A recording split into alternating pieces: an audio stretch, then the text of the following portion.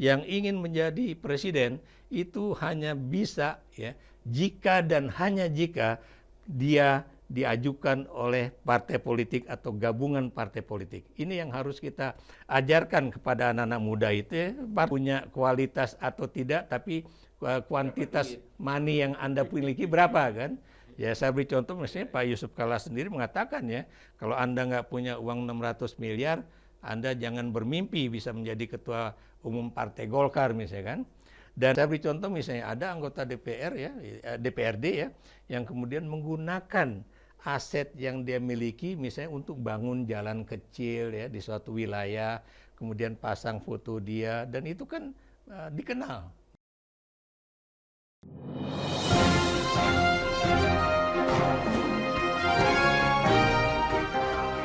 Jumpa lagi dengan Ruang Publik bersama DDM. Untuk kedua kalinya saya bincang-bincang dengan Profesor Ikra Nusa Bakti. Terima kasih Mas atas kehadirannya. Sama-sama atas undangannya. Ini orang yang sangat ditunggu-tunggu memberikan fatwa dan pencerahan kepada kita semua. Inti yang sering beliau wacanakan adalah pentingnya menjaga dan mengembangkan demokrasi, gitu ya. Betul. Tapi sekarang ini salah satu pilar demokrasi, Mas, partai misalnya, ternyata di banyak proses politik dalam pembuatan undang-undang dan sebagainya itu seperti manut-manut saja kepada eksekutif. Padahal fungsi mereka itu para anggota dewan misalnya ya di parlemen itu melakukan kontrol. Tapi hampir-hampir ya nyaris kontrol itu sedikit. Ya ada beberapa partai ya, misalnya PKS atau dulu sempat Nasdem sekarang tidak lagi itu melakukan kritik meskipun pseudo kritik ya gitu karena tadi dia juga dijebak oleh kepentingan-kepentingan yang lain. Pikiran Mas gimana? Ya, sebelum saya menjawab Kang DDM dari sisi kekinian, saya mungkin memberikan satu gambaran mengenai politik Indonesia ya sejak tahun mungkin 1955 sampai sekarang lah ya. Dan Anda tahu ya bahwa sejak pemilihan umum 1955 ya itu yang namanya partai politik ya atau kalau kita bilang bicara demokrasi dan demokrasi ini dijalankan sesuai dengan konstitusi negara ya itu yang kemudian oleh guru saya ya Profesor Dr. Herbert Fried ya dari Australia tuh mengatakan bahwa yang namanya demokrasi itu tentunya ada beberapa poin penting yang harus masuk ya. Satu ya itu adalah bahwa yang namanya demokrasi itu pasti sipil ya. Plays a very important role ya. Kedua, partai politik ini juga menjalankan fungsi-fungsinya secara baik ya. Kemudian aktor-aktor politik itu tentunya juga semuanya sadar bahwa kita bermain politik itu dengan menuruti pasal-pasal yang ada dalam konstitusi negara ya. Dan kemudian juga bahwa pemerintah itu juga harus menggunakan eksekutif kekuasaan eksekutifnya itu untuk kemudian menggunakan cara-cara kekerasan sesedikit mungkin ya terhadap rakyat ya. Nah ini dan kemudian ya tentunya yang namanya orang di seluruh Indonesia itu harus melihat bahwa kalau kita ingin menjadi sebuah negara demokrasi itu yang ada di pikiran kita adalah democracy is the only game in town ya. Jadi kita tuh harus melihat semua tingkah laku politik kita itu harus benar-benar menggambarkan inilah demokrasi. Inilah di mana sipil memegang peranan yang sangat penting ya.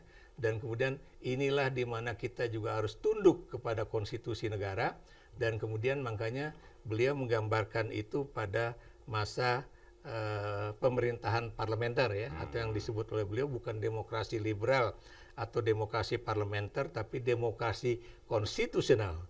Dan Anda tahu ya, itu demokrasi konstitusional itu hanya berlangsung sampai 1957 ya, karena pada masa kabinet Ali Sastroamidjojo yang kedua itu ternyata dibubarkan oleh Presiden Soekarno ya, dan kemudian lahirlah zakon kabinet pertama dalam Republik ini, yaitu di bawah apa namanya itu Juanda, oleh Juanda ya.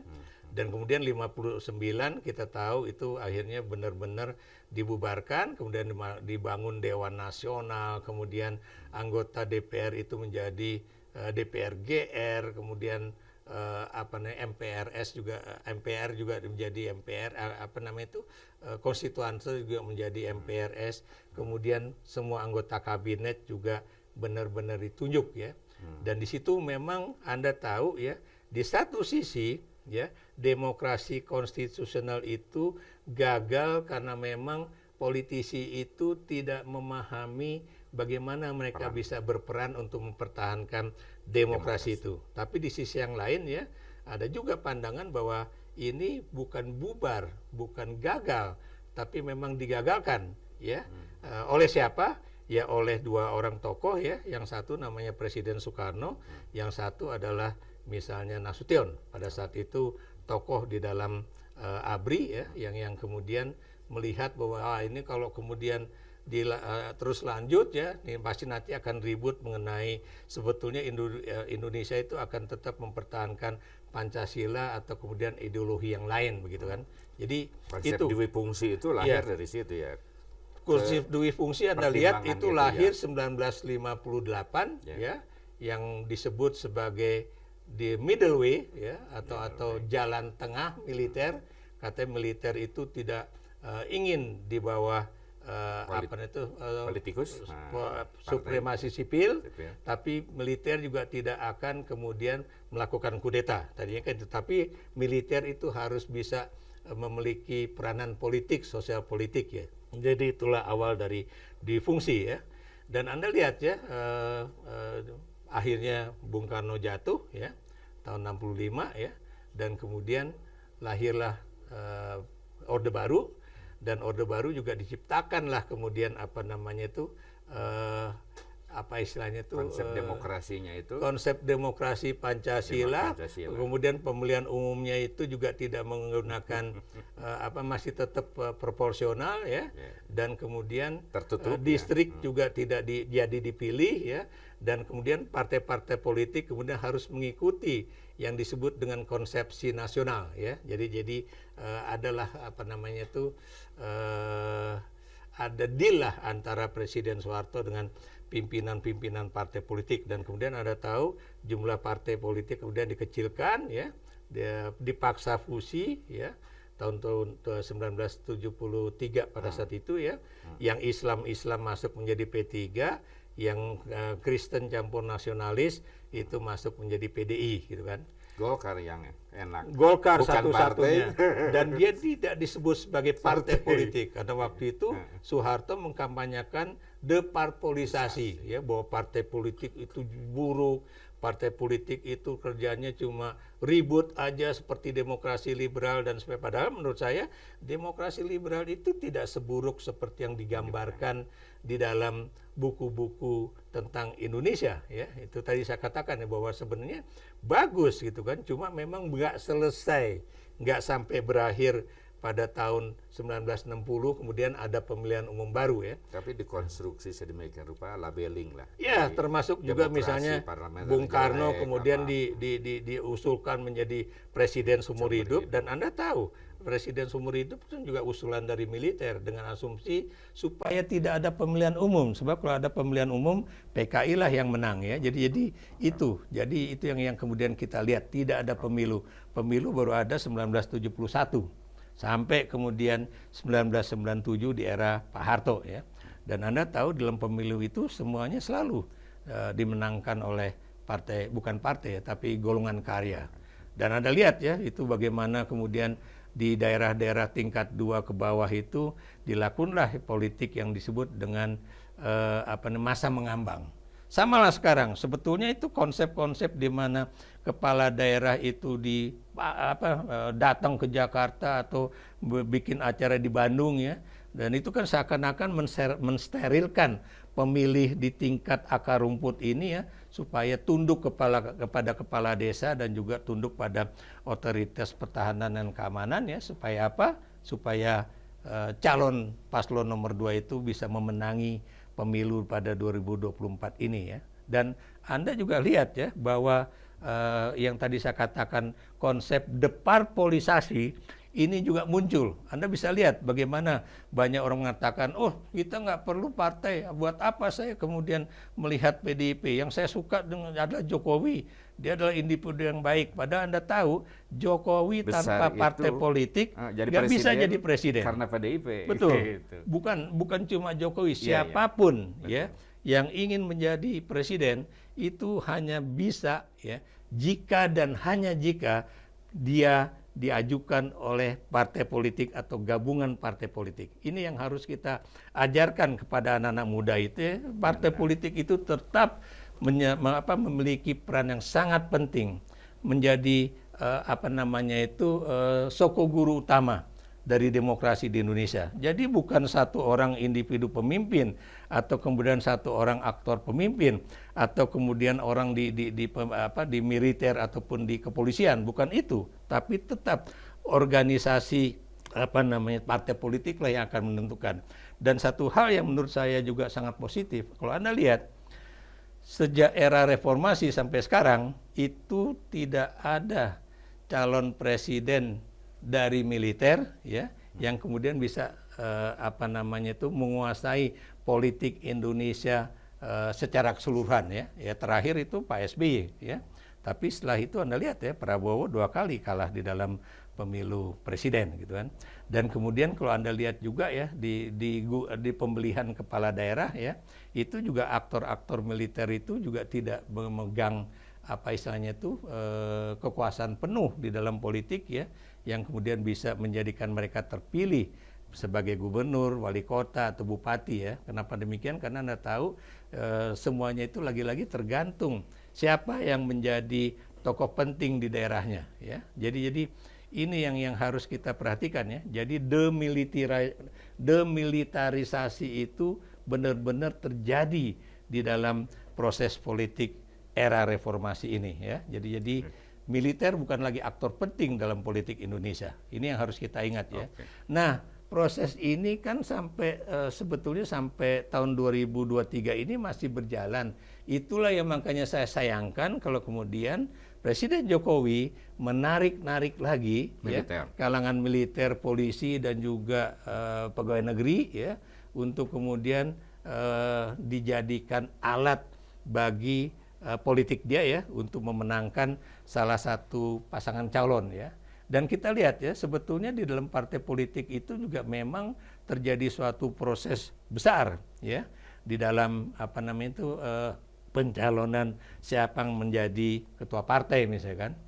Dan selama ini Anda tahu ya di dalam berbagai partai politik itu politisasinya, pertarangan politik internalnya luar biasa. Bukan cuma bicara mengenai kualitas. Anda punya kualitas atau tidak, tapi kuantitas money yang Anda miliki berapa kan. Ya saya beri contoh misalnya Pak Yusuf Kalla sendiri mengatakan ya, kalau Anda nggak punya uang 600 miliar, Anda jangan bermimpi bisa menjadi ketua umum Partai Golkar misalnya kan. Dan kalau Anda perhatikan sekarang ya, itu yang benar-benar menjalankan suatu proses kaderisasi ya secara baik ya, itu menurut saya itu cuma 2 partai yang masih menjalankan itu, yaitu Partai Demokrasi Indonesia Perjuangan dan Partai Keadilan Sejahtera ya. Cuma sayangnya yaitu tadi PDIP juga sampai sekarang masih tetap memegang teguh apa yang diputuskan pada masa Partai Demokrasi Indonesia ya ketika memberikan mandat kepada Megawati ya bahwa dialah yang akan menentukan bagaimana jalannya partai supaya partai ini nggak pecah. Karena Anda harus ingat ya ini PDIP ini kan adalah kelanjutan dari PDI ya. di mana dulu dikuyo-kuyo sama Presiden Soeharto, dipecah belah oleh Presiden Soeharto, termasuk juga di dalam Partai Persatuan Pembangunan ya. Kalau ada orang yang benar-benar punya leadership yang tinggi, pengaruh politik yang tinggi dalam partai itu pasti diintervensi supaya digeser dari partai itu. Ya itulah yang terjadi ya. Dan menurut saya apa yang terjadi dengan partai politik ini sekarang ya ini juga demikian ya. Ketua-ketua partainya itu seakan-akan benar-benar apa? Powerful. Diperdayakan, bukan diberdayakan ya. Diperdayakan oleh apa namanya itu Presiden Jokowi ya untuk kemudian mengikuti apa yang diinginkan oleh presiden. Ini yang kemudian Anda lihat ya, siapa yang melakukan misalnya menghancurkan checks and balances di dalam antara eksekutif dengan legislatif dan juga yudikatif, itu sayangnya lagi-lagi itu adalah Presiden Jokowi, khususnya pada 2019 yang lalu ya.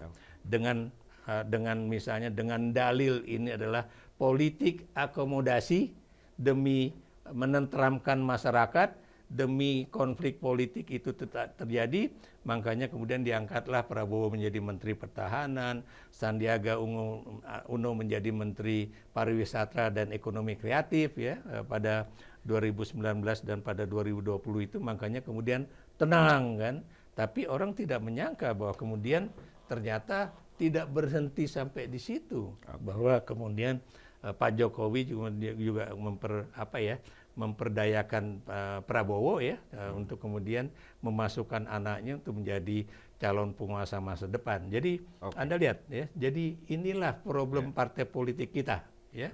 Jadi satu catatannya adalah kalau Anda mau menjadi tokoh-tokoh publik di pemerintahan, di DPR segala macam, jangan lupa bahwa ada partai politik. Betul. Bahwa Anda itu akan mewakili partai dan tidak mungkin melangkahi partai, tidak etis dan tidak demokratis.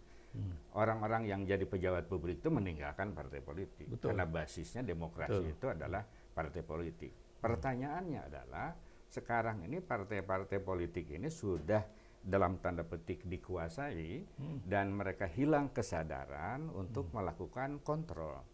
Mungkin ini bisa dianalisis karena orang melihat partai sekarang, pimpinan partai melihat partainya sekarang itu adalah beban ya yang sangat besar, terutama untuk mengoperasionalkan partai itu, sehingga membutuhkan duit yang banyak. Dan salah satu caranya adalah dia beraliansi atau berkolaborasi dengan eksekutif. Nah, padahal mereka itu wakil rakyat. Gitu. Dan sekarang partai ini belum ya membuat satu proses demokratisasi internal. Misalnya bagaimana anggota-anggota dewan yang sudah terpilih itu dibatasi misalnya supaya terjadi regenerasi. Itu Mas. Jadi kalau Anda lihat ya, Kang Deddy ya, Anda lihat bahwa memang belum ada undang-undang mengenai partai politik yang kemudian sesuai dengan keinginan masyarakat. Atau benar-benar ini yang terbaik bagi masa depan sistem kepartian kita. Ya. Atau internal di dalam partai itu sendiri ya.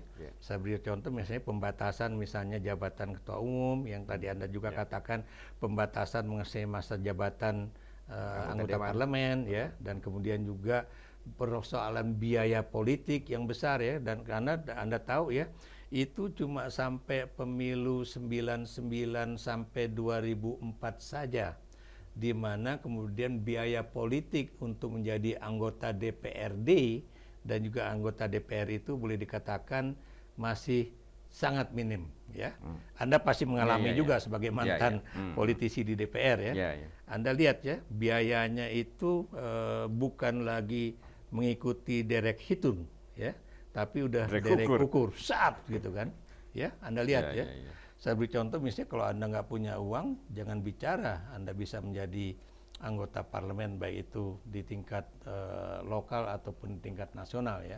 Walaupun lagi-lagi walaupun ya beberapa partai politik ya termasuk PDIP dan juga PKS misalnya itu masih memberikan ya kesempatan kepada kader-kader muda mereka yang nggak punya uang, tapi dibantu di dalam kampanye-kampanye politiknya dan juga kaderisasi politiknya supaya mereka itu dikenal di dalam lingkungannya dan kemudian bisa terpilih menjadi anggota dewan tanpa kemudian biaya yang sangat tinggi ya. Oke Mas, saya potong sedikit. Ya. Yang dari bawah tadi memang ada beberapa ya partai yang mendukung, tapi sebenarnya hampir seluruh anggota dewan sebetulnya partai apapun itu kan udah mendapatkan kesejahteraan yang cukup besar. Berapa tuh bisa 1 tahun sekarang 1,5 M atau berapa resesnya kemudian gajinya? Kalau kita lihat dari wawancara antara Krisdayanti dengan seseorang yang punya podcast itu kita lihat aja ya. Itu untuk biaya reses ya 140 juta ya, 8 kali ya. 8 kali itu berarti 1 M, 1,120 M ya. Kemudian biaya untuk dana aspirasi ya itu sekitar 450 juta per sekali kunjungan ya. Kali 5 kali ya itu sekitar 2,55 M ya. Dan kemudian gaji juga ya, gaji yang pokok 16 juta, kemudian ada biaya tunjangan sekitar 59 juta ya. Dan itu berarti 75 juta dikali 12 ya. Itu jatuhnya sekitar 900 juta ya. Jadi kalau dibagi-bagi totalnya itu sekitar 4,570 M. Ini yang dari anggaran parlemen. Belum anggaran-anggaran yang lain. Belum anggaran-anggaran yang lain yang masuk dalam tanda kutip mitra kerja. Nah itu Mas, kenapa ya dengan gaji sebesar itu mestinya kan dia bisa merepresentasikan ya aspirasi rakyat dan dia akan mendapatkan dukungan dari masyarakat gitu. Kemudian juga citranya baik sebagai anggota dewan yang punya integritas kan itu yang kita harapkan. Tapi sekarang ini tidak ada artinya uang sebesar itu. Jadi gini, Kang Deddy ya, kalau saya bicara nih ya, ini kalau anggaran ini plus anggaran dari mitra kerja, maksud saya mitra kerja itu adalah mitra kerja dari komisi ya. Saya beri contoh komisi 1 itu mitra kerjanya kementerian mana saja ya atau BUMN mana saja. Komisi 1 kan miskin. Ya, air mata itu. Komisi RRI, 7, TVRI. Ya, yang ada komisi yang kemudian ada perbankannya, 11. Ada BUMN-nya gitu ya.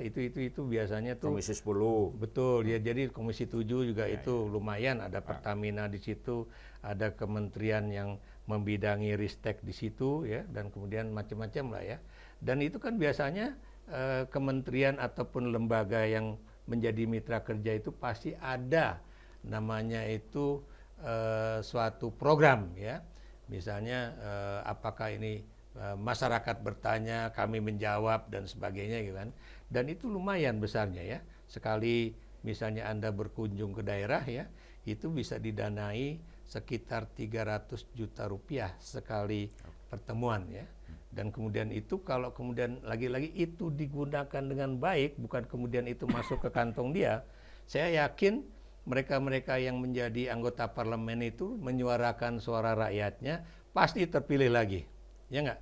Tapi Anda lihat turnover-nya dari anggota dewan baik di tingkat pusat maupun daerah itu kan Anda tahu kan, kadang-kadang di bawah 50%, maksudnya yang terpilih kembali.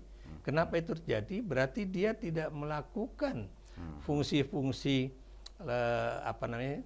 agregasi kepentingan, artikulasi kepentingan, rekrutmen politik ya, komunikasi politik ya yang dilakukan oleh anggota-anggota partai atau partai politik itu sendiri ya. Dan akibatnya Anda tahu dia kehilangan anggota legislatifnya ya, dan kemudian satu persatu mereteli. Saya nggak usah menyebutkan partai-partai itu, Anda bisa lihat ya, beberapa partai itu akhirnya boleh dikatakan keluar dari parlemen dan sekarang lagi berupaya untuk masuk ke parlemen kembali ya.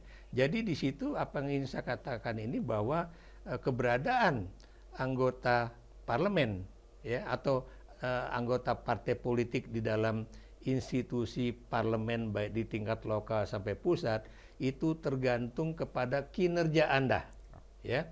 Bagaimana Anda menggunakan uang yang Anda dapatkan ya dari anggaran negara ya, baik untuk parlemen ya ataupun yang berasal dari mitra kerja, termasuk juga DPRD nih kalau kita ngomong ya.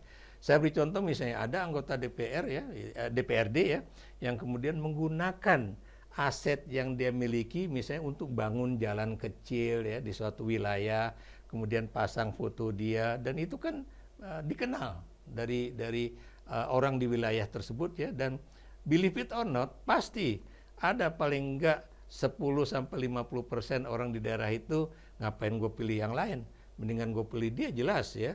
Ya ini misalnya jalan lingkungan kami dibangun oleh dia kan. Nah di situ artinya ada kemungkinan ya kader-kader baru yang mencalonkan itu agak tertutup peluangnya karena tadi dikuasai oleh anggota dewan sebelumnya ya yang terus-menerus tadi mengkapitalisasi. Tapi lagi-lagi kalau si anggota dewan itu juga memiliki kinerja politik yang bagus dan juga memiliki kedekatan politik juga dengan pimpinan partai di atasnya baik pada tingkat regional ataupun pusat.